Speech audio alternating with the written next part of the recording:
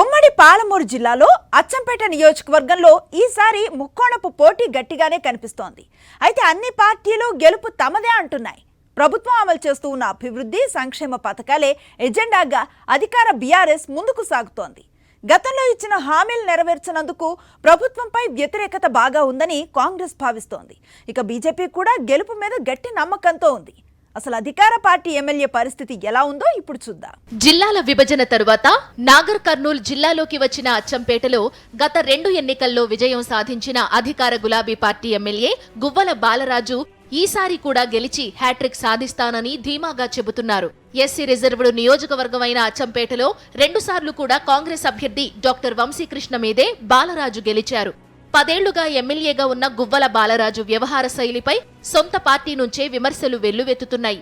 సీనియర్లు పార్టీ కార్యకర్తల పట్ల దురుసుగా ఉంటున్నారనే ఆరోపణలు ఉన్నాయి.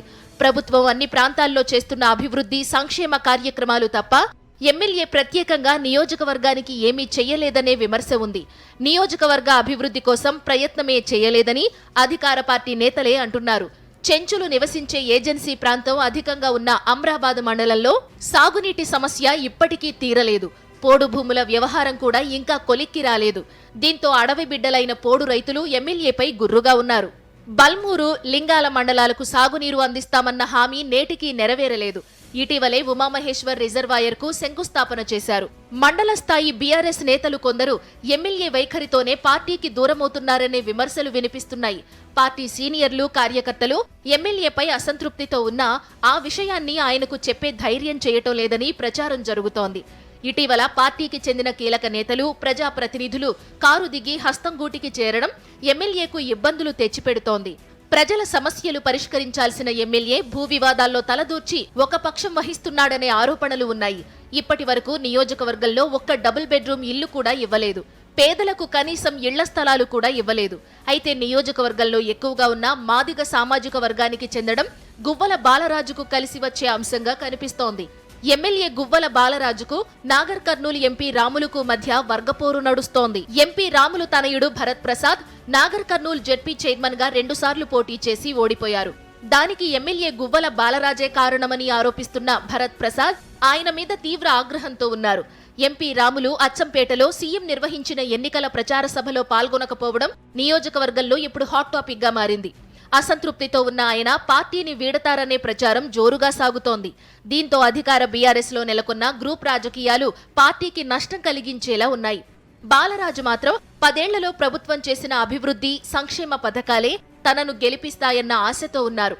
నియోజకవర్గంలో సాగునీరందించే ఉమామహేశ్వరి రిజర్వాయర్కు ఇటీవల శంకుస్థాపన చేయడం, 100 పడకల ఆస్పత్రి ప్రారంభం చేయడం ఎమ్మెల్యేకు కలిసి వచ్చే అంశంగా ఉన్నాయి. కాంగ్రెస్ పార్టీ అభ్యర్థిగా పోటీ చేసి వరుసగా 3 సార్లు ఓడిపోయిన డాక్టర్ వంశీకృష్ణ మరోసారి ఆ పార్టీ నుంచి బరిలో నిలుస్తున్నారు.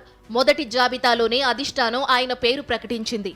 ప్రస్తుతం పార్టీ జిల్లా అధ్యక్షుడిగా కొనసాగుతున్న వంశీకృష్ణ నియోజకవర్గంలో పార్టీ కార్యక్రమాలు, ప్రభుత్వ ప్రజా వ్యతిరేక విధానాలను విస్తృతంగా ప్రచారం చేస్తున్నారు.